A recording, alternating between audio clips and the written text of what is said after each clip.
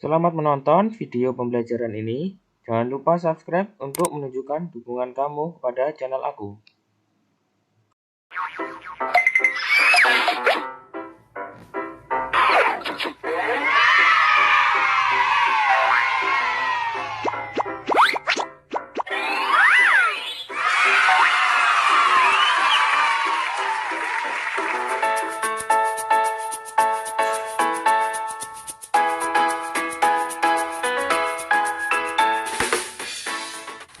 Halo teman-teman kelas 4, selamat pagi. Gimana nih kabar kalian? Semoga kalian selalu dalam keadaan sehat dan semangat ya. Walaupun kita belajar dari rumah, tapi kita harus tetap semangat. Karena belajar kan bisa di mana saja. Bener banget adek. Jangan lupa juga untuk selalu berdoa dulu sebelum beraktivitas ya adik-adik semua. Kak, lihat deh. Aku dari tadi lihat beberapa tempat liburan. Kangen liburan tahu Kak. Ada jadi pengen jalan-jalan deh. Iya nih sama, kakak juga kangen tahu. Tapi kan gimana dong, saat ini kita masih belum bisa untuk liburan. Nanti kalau kondisinya udah memungkinkan, pasti kita akan liburan lagi, oke? Bener juga ya Kak. Pasti dong. Iya nih, kakak jadi inget nih dek. Kalau kita membahas tentang berwisata, apakah kalian pernah pergi ke daerah pegunungan? Apakah kalian pernah pergi ke pantai? Mana yang lebih kalian sukai? Daerah pegunungan atau daerah pesisir? Mengapa kamu suka daerah tersebut? Nah, gimana nih adik-adik? Diskusikan yuk di rumah bersama orang tua kamu. Kalau Ade sih pernah ke pegunungan Kak dan ke pantai. Ade lebih suka di daerah pegunungan karena Ade lebih suka pemandangan hijau yang terhampar luas. Pegunungan juga udaranya menyegarkan. Melihat pepohonan tak terawat seperti ini, kakak jadi mengingat sebuah puisi berjudul Cerita di Hutan oleh Rangga Oditama. Wah, Ade mau denger dong Kak. Boleh, begini isi puisinya. Angin sudah selesai bertiup. Pohon jati menangis terseduh. Rumput teki bertanya, adakah sedih iba menyiksamu kawan? Aku akan mati, ibu bapakku telah mati. Nenek moyangku juga telah tiada. Mungkin esok anak cucuku lebih cepat mati. Dan berikutnya kayu jati tinggal cerita. Rumput teki semakin iba. Mengapa begitu kawan? Pohon jati berteriak, lihat, lihat, kapak maut datang menghampiri.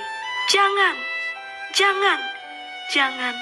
Penjara tetap penjara. Kapak terus terayun, pohon jati tumbang. Dan waktu tuaku tinggal cerita kegagahan.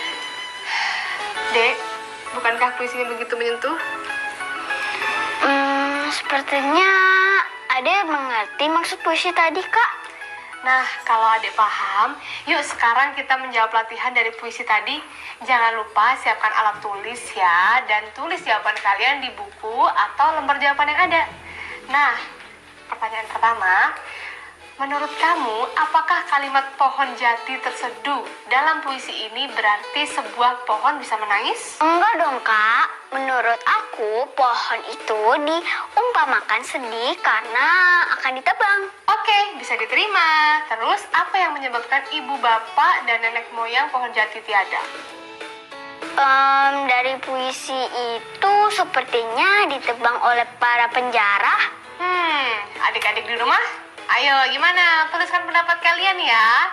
Pada buku kalian masing-masing tentunya. Selanjutnya, menurut kamu, mengapa manusia menebang pohon jati dengan liar? Dan apa yang akan terjadi jika pohon jati dan juga pohon-pohon lainnya ditebang secara liar? Kakak akan memberi jeda untuk kalian menjawab ya.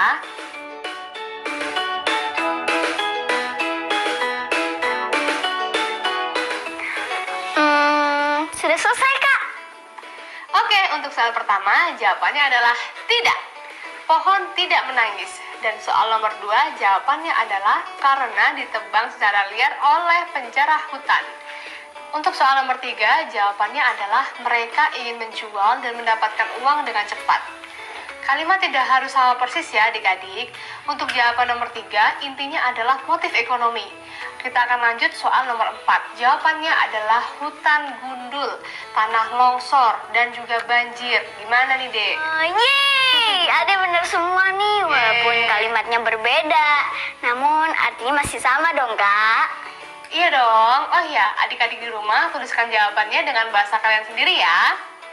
Nah, karena kita barusan membahas tentang puisi, sekalian nih kakak akan menjelaskan tentang jenis puisi modern ya, Dek.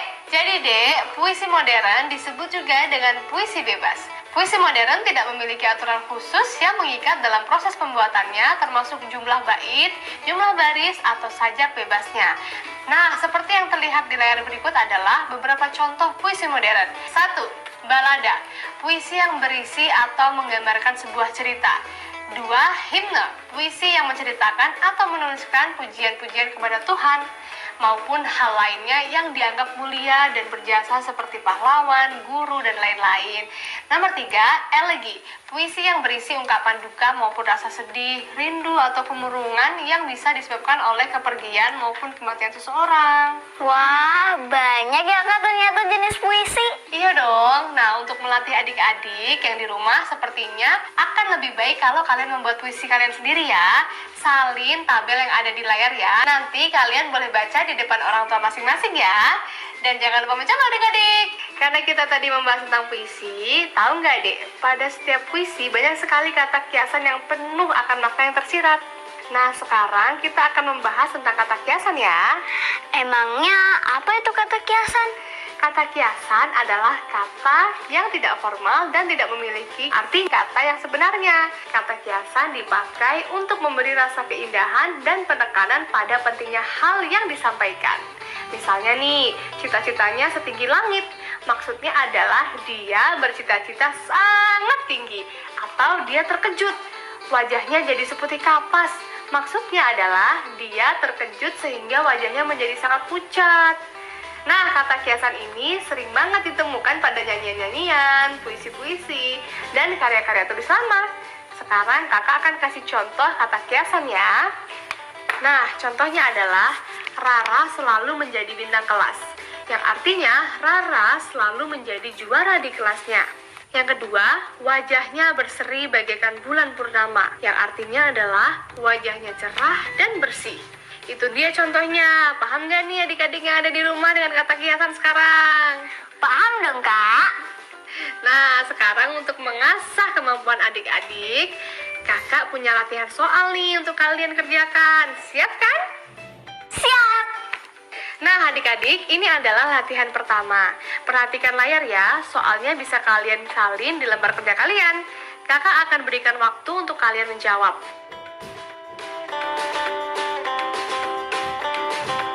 Gimana? Seru banget kan latihannya? Seru banget Kak! Yap, belajar memang menyenangkan. Setuju kan adik-adik di rumah? Nah, sekarang karena kita melihat gambar pantai, kakak jadi ingat nih ada sebuah puisi indah judulnya Di Laut Aku Bernyanyi oleh Handri TM. Adik-adik mau dengar? Wow Kak, mau banget! Di Laut Aku Bernyanyi oleh Handri TM.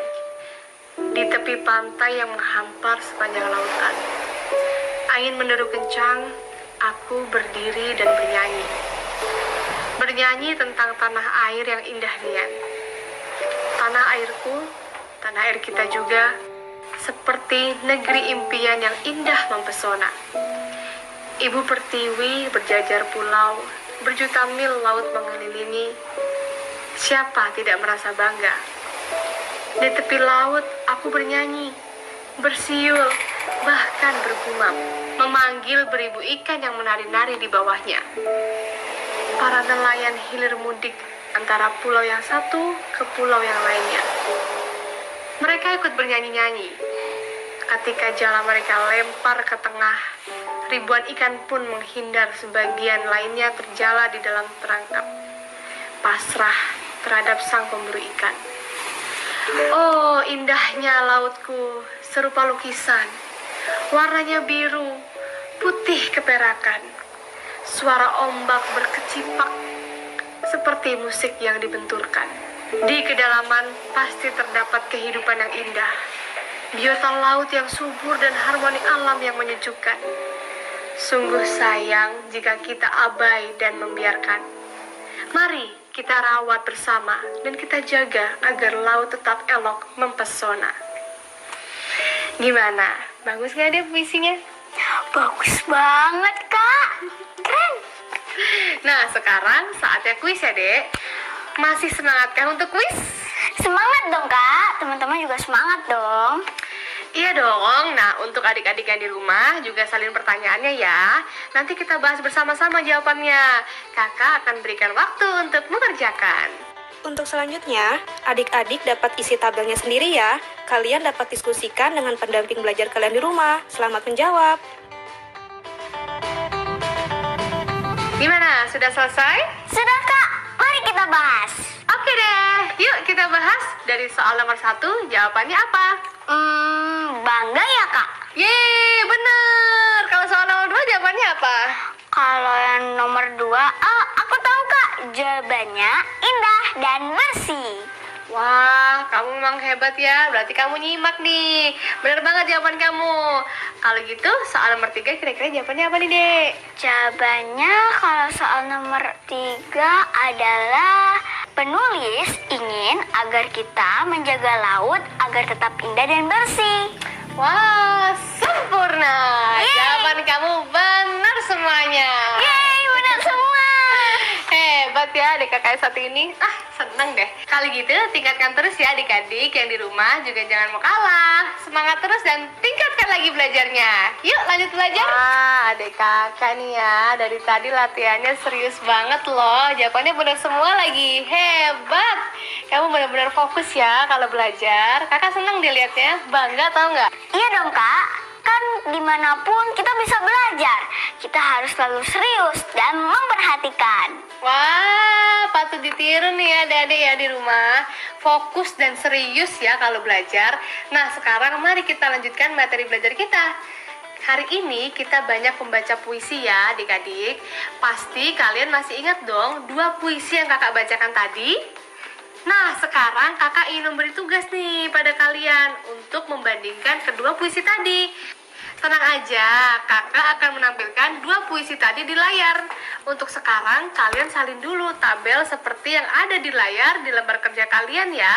Jadi, nanti akan lebih mempermudah saat membandingkan 2 puisi tadi. Nah, sekarang di layar kakak tampilkan 2 puisi tadi ya. Silahkan kerjakan dan diskusikan bersama orang tua masing-masing. Nanti kita akan bahas bersama ya.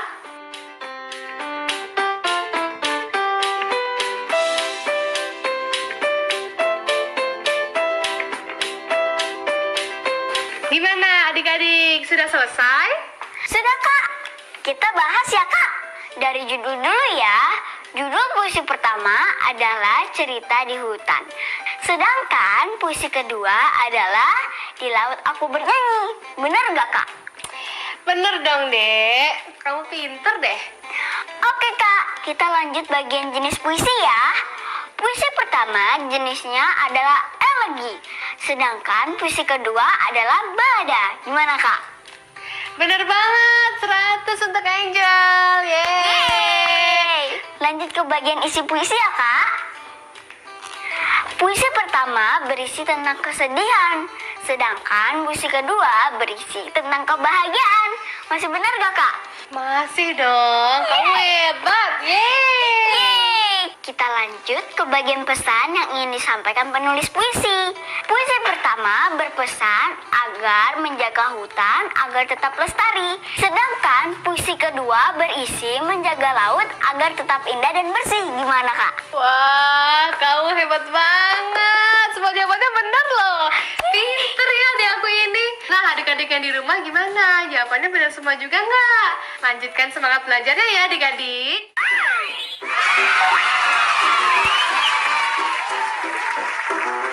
Oke deh, yuk kita lanjutin materi kita.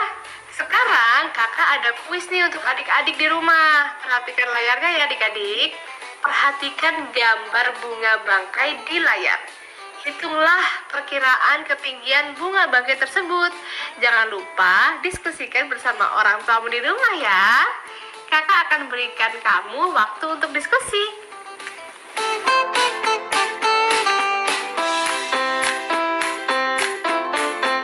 Sudah selesai kah adik-adik? Sudah Kak, yuk kita bahas.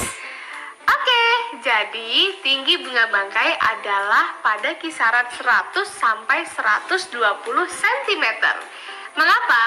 Karena perkiraan dari penggaris yang ada bisa berlipat hingga 4 kali. Perhatikan tayangan di layar ya. Gimana, Dek? Ada yang benar Kak? Yeay, bagus banget. Nah, sekarang kita akan lanjutkan ya. Oke Kak, ayo. Nah, sekarang kita akan membahas sinar matahari yang jatuh ke permukaan membentuk sudut bergantung pada waktu. Pada pagi dan sore hari, sinar matahari dan permukaan bumi membentuk sudut yang lebih kecil dibandingkan saat siang hari. Kalian bisa melihat ilustrasi di layar. Sekarang, kakak akan menjelaskan logika dari ilustrasi yang ada.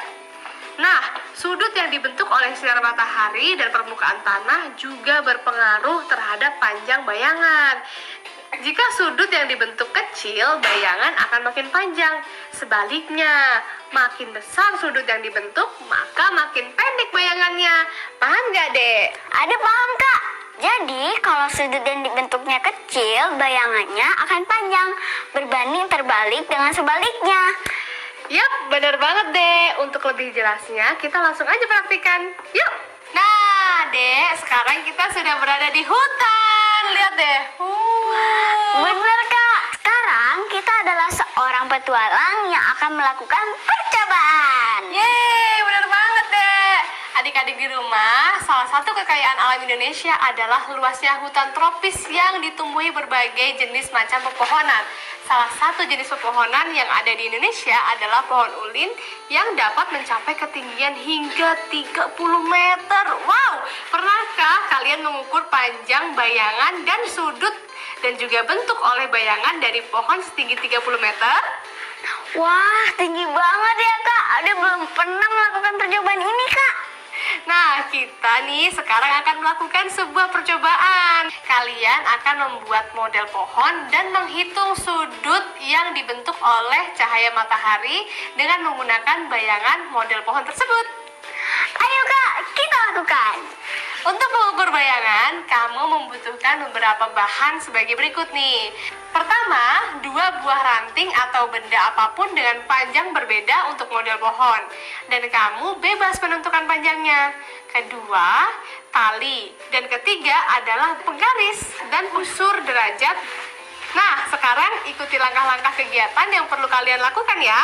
Pertama, tancapkan model pohon ke tanah dan ukur ketinggiannya. Kedua, ikatlah ujung ranting dengan tali, lalu tarik tali hingga menyentuh ujung bayangan ranting. Kemudian, ketiga, ukurlah sudut yang dibentuk. Sudut itu adalah sudut dari cahaya matahari. Keempat,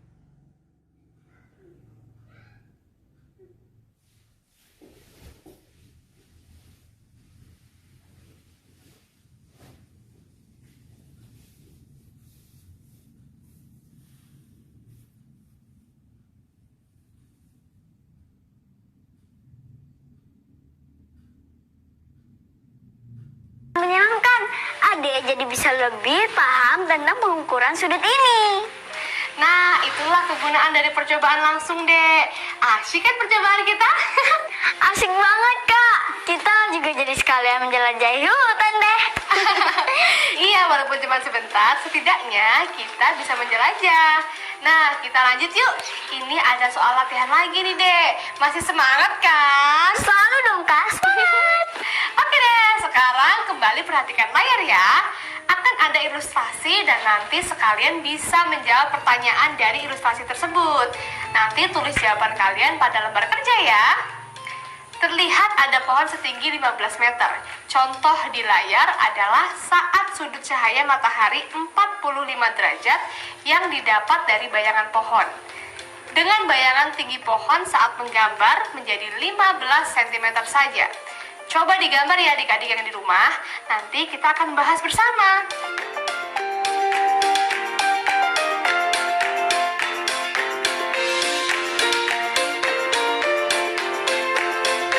Adi udah gambar nih Kak. Wah, sekarang kita ada pertanyaannya yang muncul. Kalian boleh salin dulu pertanyaannya ya. Setelah itu langsung dijawab aja. Diskusikan dengan orang tua jika memang menemukan kesulitan ya adik-adik. Kakak akan berikan kalian waktu untuk menjawab.